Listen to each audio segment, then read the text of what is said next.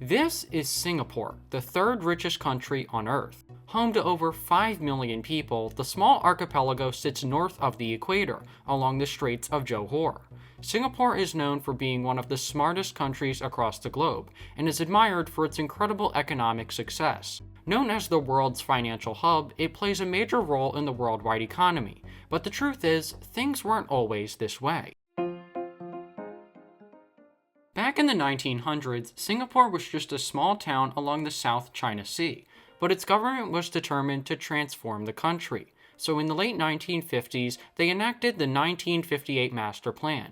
The plan had a goal at providing a blueprint to guide the physical development of Singapore and create an adequate environment for residents to live in. In 1965, Singapore gained independence from Malaysia, prompting a new government to take on the Master Plan. The first phase of Singapore's transformation was to industrialize the country by zoning in on manufacturing. But this wasn't as easy as it appeared to be, as the majority of its workforce specialized in trade. Therefore, they had no knowledge on how to operate an economy based on manufacturing. At this point, Singapore's economy was entirely based on trade. The problem was that it didn't offer job expansion and limited the growth of its economy.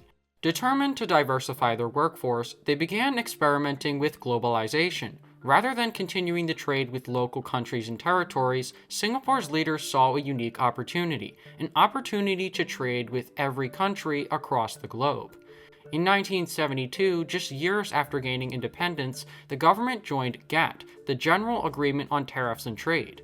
This led to many foreign investors pouring money into Singapore's economy. As the funds came in, the government invested a large portion of it into infrastructure, as their overall goal was not to be centered on manufacturing, but instead create a thriving tourism industry. Fast forward to today, and Singapore is the fourth largest economy in the world, and one of the richest countries across the globe.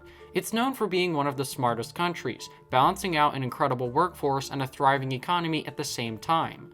Singapore is an example of how a country can transform itself and its economy in a very short period of time, and do it without interrupting a growing economy. Even after all these great accomplishments, Singapore is not stopping just yet. The country's new 2019 Master Plan has a goal of investing $100 billion into new clean energy development projects over the next 10 to 15 years.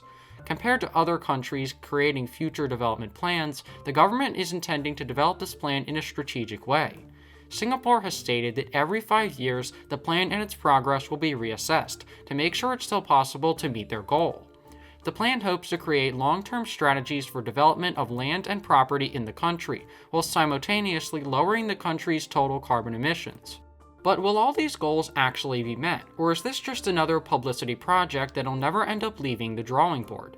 Singapore has brought many expectations to a reality over the past 50 years, and I have a lot of confidence that the government will bring this plan to a reality and accomplish the goals they have set out. With everything we have seen so far, Singapore's success in creating a sustainable and thriving economy has been admired across the globe, and many countries have tried to recreate the success that Singapore has achieved. Now to the main question: why is Singapore so well designed? From the 1958 Master Plan to the 2019 Master Plan, the main focus has always been to create a strategic plan to help the country's development for a long period of time. In the 1960s, the government had a unique opportunity to completely transform their nation and design it in a way that would create a sustainable environment for over 5.4 million people. Compared to other countries, Singapore was able to rebuild their economy the exact way they desired. The government knew that while completely transforming the country, they would need to support a long-term population and economic growth, while maintaining a healthy living environment for its residents. Singapore expects its population to continue to increase over the next few decades, and they are already making steps to prepare for a larger population in the future. And some of these urbanization plans go as far as 40 to 50 years in the future, which shows just how smart Singapore's government actually is. Throughout the past 50 years, Singapore has transformed itself into one of the richest countries across the globe, and to playing a key role in the worldwide economy.